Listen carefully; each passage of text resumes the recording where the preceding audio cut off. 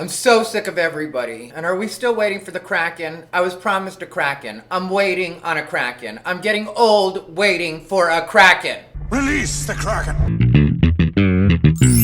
What's up, everybody? Rivera here, the absolute best LGBTQ comedian in the world. In case anybody is wondering, Snoopy Bijou is currently enjoying a Whimzees Alligator. Whimzees Alligators is the never-to-be sponsor of Unbothered by Rivera, but we still give them a shout-out, and you can check out Whimzees in the Amazon link below. Whimzees Alligators, they should not kill your dog. Probably won't kill your dog. Before we get started, please hit the like button, comment, and subscribe. Do me a favor and just do that, please. But whatever. I am sick of everybody and everything. People keep asking me what I thought about the Trump phone call, and I'm tired of those people being people that haven't listened to the entire phone call. I'm not going to go off of the 4-minute clip that you heard, and I'm not going to treat it like you're taking it seriously when you haven't taken the time to listen to the full conversation. That's not the way this works ever. You're not giving me homework assignments. You're not asking me to talk about things that you haven't done your homework on. Technically, I listened to the whole phone conversation.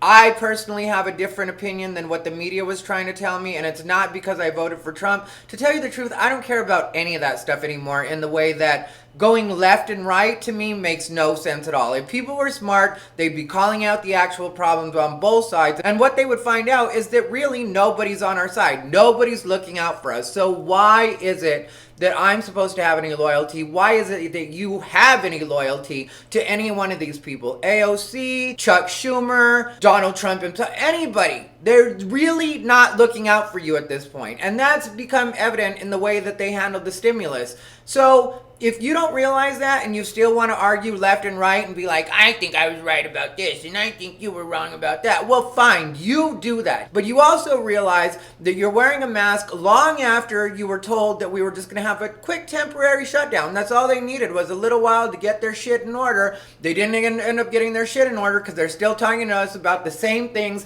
that they were talking to us about when they asked us to do the shutdown. And they did have to ask us to volunteer, basically, because really they can't force us to do anything. So those of you that think that these are things that we have to do, we don't really have to do them. We're all voluntarily going along with it, and we've been lied to. Now Dr. Fauci says it's going to take even more people to reach herd immunity, and he says that he knew this to begin with, but he just didn't want to tell us. Well, at what point do you just start telling us the truth? At what point do you give it to us straight, Doc? When does that actually happen? When do you stop playing games with us? Since obviously our lives are very much affected by this. I know that Dr. Fauci doesn't care about how long this actually takes, because Dr. Fauci is collecting a check this entire time, while the rest of us are sitting at home with our thumbs up our asses, if you're a fun person like that, waiting for something to happen. Waiting for something to change. And guess what? It's not changing. Now they're talking about a new strain that they found in New York.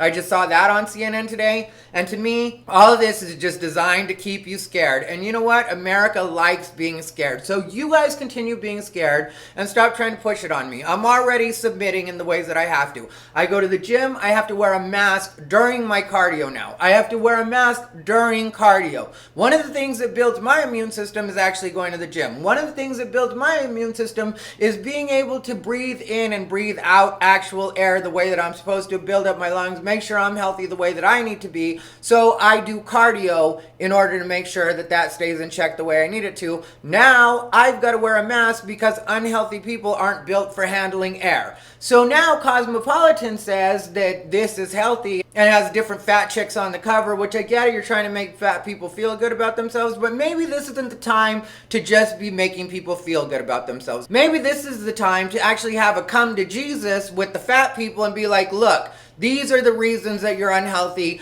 This is what you need to do to make sure that your body can at least somewhat withstand this, or is going to have at least a fighting chance. Maybe this is a time to do that instead of sugarcoating things and trying to make people feel better. Then you have Twitter, who likes to keep it very, very remedial by continuing to talk about Bean Dad, which if you're not familiar with Bean Dad is this father that Twitter has decided is the most horrible person in the world because his 9-year-old daughter was hungry while he was doing a jigsaw puzzle.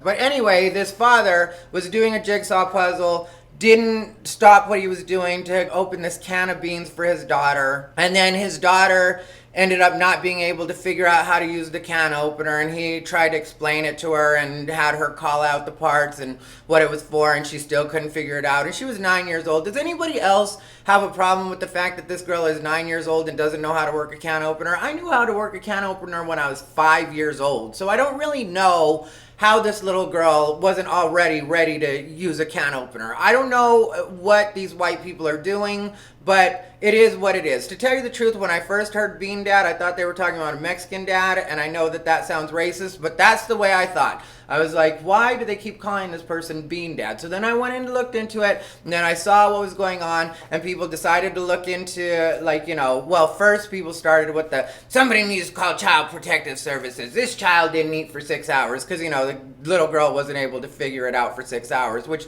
I think she might need a little bit of an evaluation if she can't figure out a can opener in 6 hours, even with her dad's help. I mean, like, he tried to walk her through it. Twitter decided that CPS needed to be called, but before you do that, you have to ruin somebody's life. So then people started going through his old tweets, and they found out that he had referred to black people as mud people. He had said the N-word in one tweet. He had said some stuff about the Jews. There was all sorts of stuff that Bean Dad had did. Bean Dad was verified, which pisses me off because I'm still not verified, but somehow Bean Dad is verified. Anyway, apparently he was part of some indie band, and so that band had some song that was on a, I guess, popular podcast. I hadn't heard of the podcast. I can't remember the name of it. If you want, look it up. I don't have time for all this research, but I saw what I needed to see, and so that podcast decided not to use his song anymore, so that's part of ruining his life. Then he has some podcast with Ken Jennings, which was the longest running winner on Jeopardy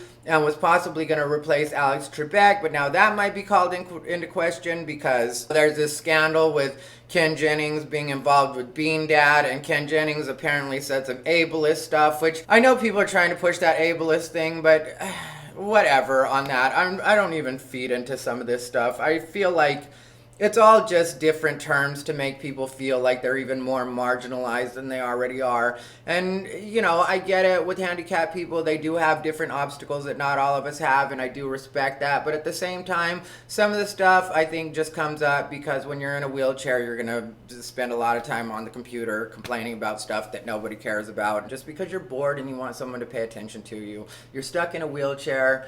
It's a shutdown in a lot of areas, which I already addressed that, and I think everybody should just decide not to do that anymore. Like, if I'm going along with what I have to go along with, because I found when you're the one voice that's actually saying something, even if you're right, nobody's going to stand up along with you. What people are going to do is they're going to watch you fry, and they're going to be like, well, that's why we should never step out of line. See what happened to him, and they're going to make an example out of you, and that's all that ends up happening with that. So for as long as people want to put up with this, go ahead and put up with it. I'm going to continue doing what I have to do. But at the same time, I'm not going to feed into a lot of this stuff. And I don't care that Bean Dad had said some stuff that wasn't good in 2011. Who I really feel like we need to start coming after is the people with no lives that'll actually search somebody's timeline until they get to 2011. Because 2011 was when Bean Dad said the stuff that he shouldn't have said. Which I do agree, like, you know, those aren't popular things to say and people can have opinions about them. But I couldn't imagine not having a life and going through somebody's tweets until they get to 2011. Like, what's the matter with you people? Do you not realize that there must be something wrong with you that makes you feel like this is a productive use of your time? Even in a shutdown, I feel like I have more important things to do than go through somebody's tweets because they wouldn't open a can of beans for their daughter in the first world. I'm sure that little girl ended up getting something to eat. I'm sure she had eaten plenty before. I'm sure this wasn't a pattern of him not feeding his daughter. He just decided that that was his day to teach her the lesson. And the way he messed up was actually posting it on Twitter, because he shouldn't have posted it on Twitter, because Twitter is the worst place in the world and where people have absolutely no lives at all. People on Twitter have nothing better to do, and they prove that day after day after day. If you ever thought somebody didn't have time, you go to Twitter, where everybody has time. Everybody has time for everything on Twitter. Whether you called somebody fat, whether you called somebody somebody gay, whether you had an unpopular opinion about the trans community, whether you weren't on the right side of what you were supposed to be voting for, abortion rights, anything you want to find somebody that doesn't have a life about, you go to Twitter and you will find that person. Twitter is the Indeed of don't do shit people. If you're looking to find a don't do shit person, you go straight to Twitter. It won't even take you 5 minutes to find somebody that has no life. So, these are the current hot topics. If you guys aren't familiar with Bean Dad, do go check it out, because I do think it sucks that they completely ruined his life. I smile about it because, to me, I can't even say, like, you know, I was going to say I think he should have known better, but I've been in some Twitter, like, where they go, like, you know, digging through all your stuff, and you don't expect that. You're just having a simple argument right now. You're just like, okay, I got into it with this person, so fuck them, and then all of a sudden one of them that has no life goes and finds some really old stuff, and they're like, well, what about when you said this? And you're like, one, that was taken out of context. Two, I don't really care if you...